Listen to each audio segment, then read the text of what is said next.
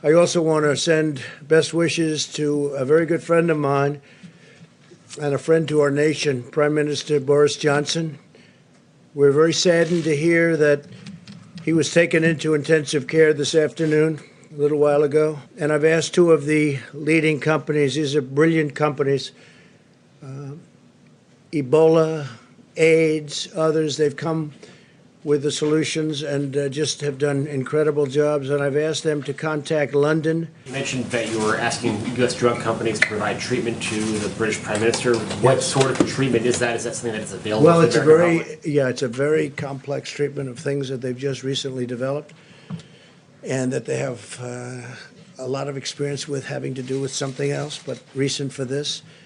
And they've already concurred. They've already had meetings with the doctors, and we'll see whether or not they want to go that route. But when you're in intensive care, it's a big deal. So they're there and they're ready. I think we have three of them. I spoke with four. You know who the four would be, and you know the people within those. You'd know the companies. I told you the companies, but the people are the greatest in the world. So they're at the hospital, and we'll see. And they have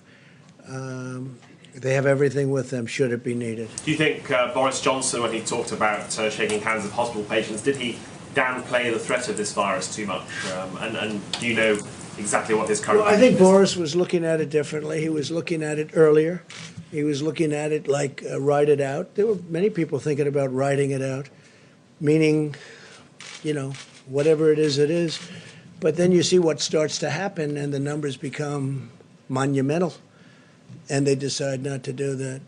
We actually moved early. We moved early because of what we did with respect to the ban on China coming in, and then Europe coming in. That was an early ban, too. And then UK.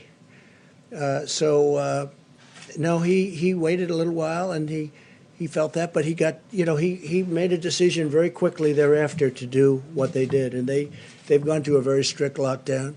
But they're suffering greatly as a nation right now. They're going through a lot. They're a nation that's having a difficult time. But I've gotten to know him. He's just such an incredible guy. It was just so shocking to see that, because you know what that means. Intensive care is a big deal with regard to what we're talking about. That's a very big deal, very scary deal.